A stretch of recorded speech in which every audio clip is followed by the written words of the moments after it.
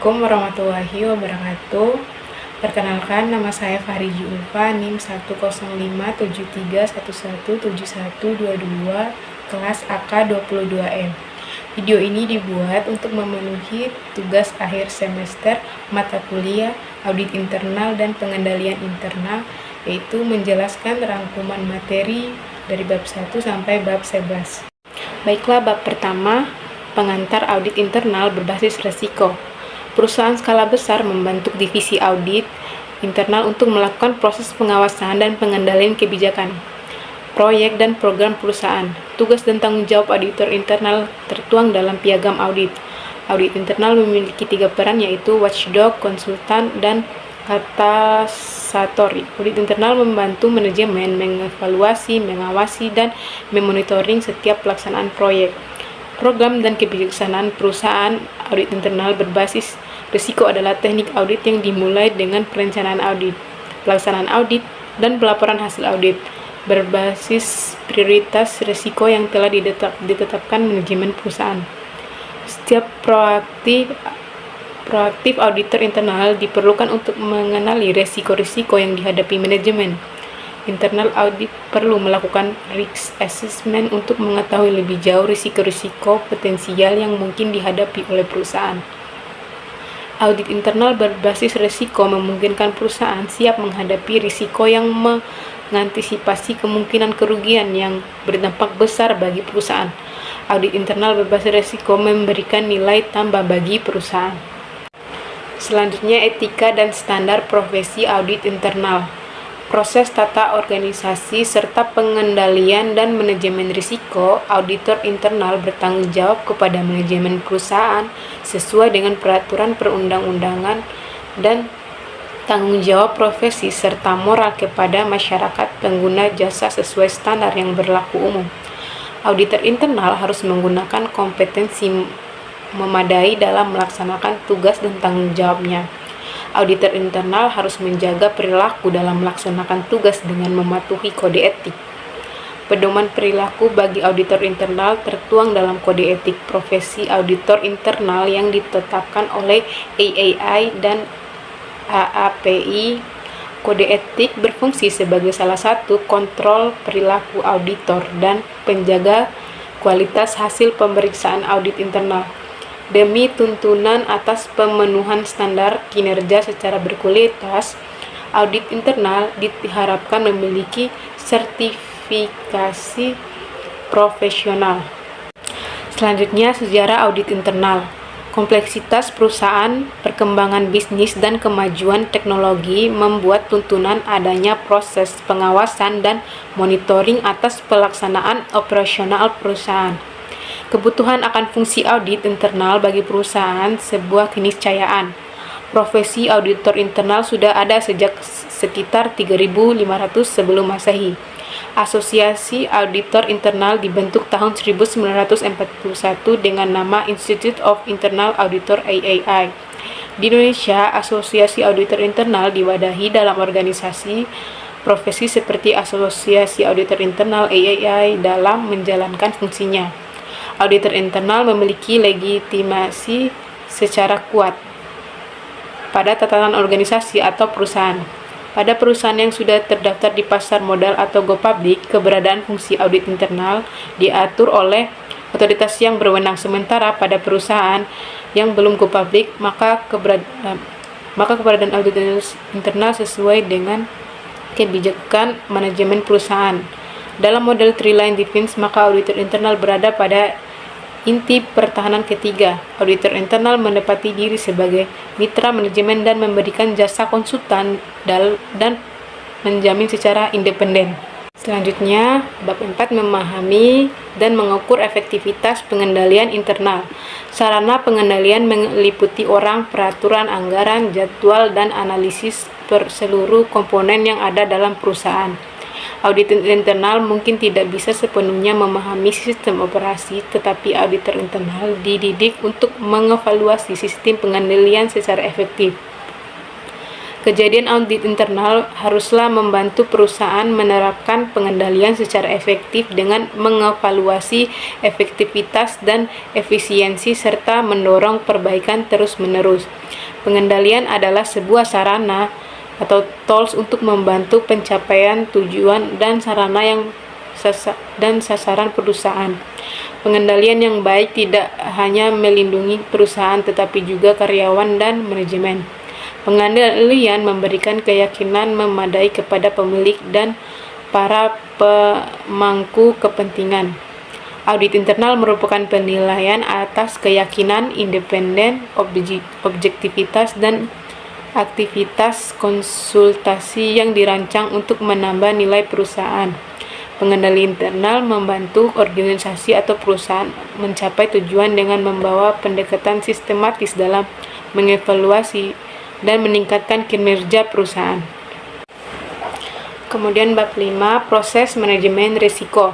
Perkembangan dunia bisnis dan industri terkadang membuat perusahaan dihadapkan pada risiko bisnis. Risiko secara umum adalah bentuk ketidakpastian tentang suatu keadaan yang akan terjadi di masa depan atau future. Perusahaan agar bisa menjaga keberlangsungan usahanya membentuk divisi manajemen risiko.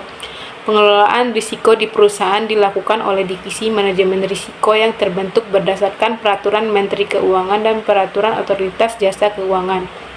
Manajemen risiko adalah suatu bidang ilmu tentang bagaimana suatu organisasi merupakan ukuran dalam memetakan berbagai permasalahan atas ketidakpastian yang berpeluang merugikan, lalu menempatkan berbagai pendekatan manajemen secara komprehensif dan sistematis.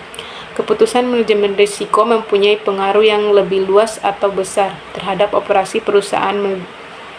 Manajemen risiko dimulai dari penetapan konteks, lingkup penilaian risiko, identifikasi, evaluasi risiko, dan penanganan risiko sampai pada komunikasi serta konsultasi risiko. Metode penanganan risiko yang dapat dilakukan dapat berupa penghindaran, menahan, atau menanggung. Selanjutnya, bab 6, perencanaan audit. Perkembangan bisnis dan teknologi berdampak pada munculnya risiko bisnis. Auditor harus memiliki pemahaman yang baik mengenai bisnis, industri, pengendalian internal, dan risiko proses bisnis perusahaan.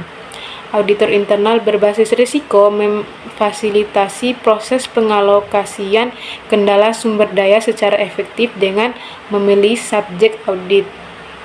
Strategi atau rencana dalam audit berbasis risiko didasarkan pada prioritas area audit di audit universal. Auditor perlu menyusun perencanaan audit berbasis risiko sebelum pelaksanaan auditnya. Perencanaan audit berguna dalam menetapkan prioritas kegiatan aktivitas audit internal sesuai tujuan organisasi atau perusahaan. Dalam proses penyusunan perencanaan audit internal berbasis risiko, audit kepada konsultasi kepada manajemen senior dan dewan pengawas untuk memperoleh pemahaman memadai mengenai strategi organisasi. Tujuan kegiatan yaitu kunci, risiko-risiko, dan proses manajemen risiko. Selanjutnya, pelaksanaan audit, evaluasi, dan bukti audit. Audit internal berbasis risiko adalah audit yang difokuskan dan diprioritaskan pada risiko bisnis, proses, dan pengendalian terhadap risiko yang dapat terjadi. Semakin tinggi risiko suatu area unit, semakin tinggi perhatian dalam audit area unit tersebut untuk dilakukan pengawasan atau audit. Untuk melakukan audit internal berbasis risiko, auditor internal harus melakukan pengumpulan bukti audit dan evaluasinya melalui tahapan identifikasi, penentuan, serta penilaian untuk memperoleh bahan bukti audit. Adapun teknik pengumpulan bukti audit dan pengujian audit harus dipenuhi, antara lain bukti audit haruslah cukup, dapat diandalkan, relevan, dan kompeten. Auditor internal akan melakukan pengujian dan prosedur yang dapat dilakukan auditor adalah observasi, perhitungan fisik, penelaahan dokumen, pengujian perhitungan, review analitis, dan wawancara atau dengan bukti rekaman dan tertulis. Selanjutnya, kertas kerja audit. Kertas kerja audit atau KKA berguna sebagai alat bertahan dan pembuktian bagi auditor terhadap tuntunan pengadilan jika terjadi kelalaian atau penyelewengan yang dituduhkan kepada auditor. Review atau kelengkapan alat bukti dalam KKA dilakukan untuk menguji apakah KKA telah mencerminkan penerapan standar audit dan prosedur audit yang dijalankan. Review kertas kerja audit KKA merupakan suatu proses penilaian ulang secara cermat, kritis, serta sistematis atas catatan yang dibuat, dikumpulkan, dan disimpan oleh auditor mengenai prosedur yang ditempuh, pengujian yang dilakukan, informasi yang diperoleh, serta simpulan audit yang dibuat. Review kertas kerja audit KKA akan menjadikan proses pengendalian mutu kegiatan audit yang dilakukan mulai dari proses perencanaan, penggunaan staf audit, pelaksanaan audit, hingga proses pelaporan hasil audit. Suatu review KKA akan memberikan jaminan secara memadai atas mutu hasil audit. Pembuatan dan penyusunan KKA yang baik adalah persyaratan mutlak. Hal tersebut berlaku untuk audit keuangan, audit kinerja, dan audit dengan tujuan tertentu. Selanjutnya, bab 9, pelaporan hasil kerja audit. Laporan hasil kerja audit merupakan bagian penting dari rangkaian pelaksanaan audit internal. Perlu pemahaman teori yang memadai dan praktek yang cukup untuk mendukung keberhasilan penulisan laporan hasil audit.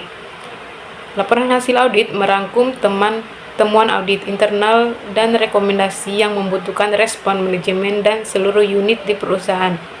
Auditor secara efektif dapat menggunakan laporan hasil audit sebagai media komunikasi untuk memahami kebutuhan manajemen.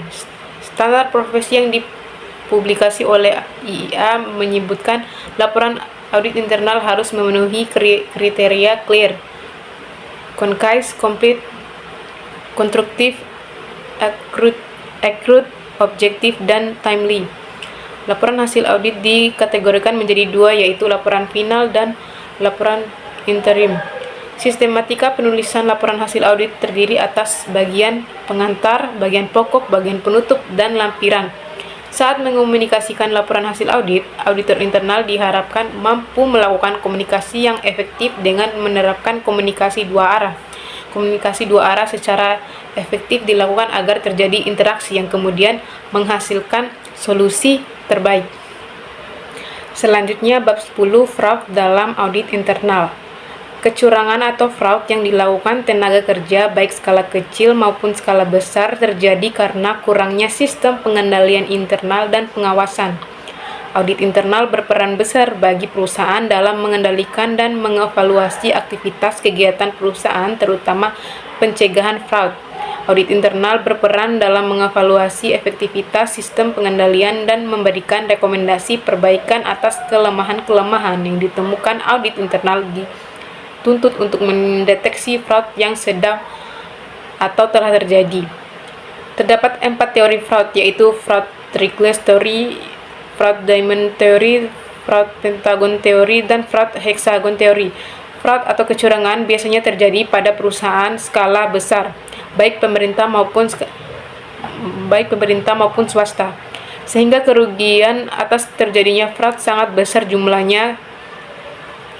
Albrecht DKK 2012 mendefinisikan fraud sebagai kecerdikan manusia dirancang untuk memperoleh keuntungan secara lebih dari pihak lain dengan keterangan palsu. Fraud mencakup 3 langkah, yaitu tindakan, penyembunyian, dan konversi.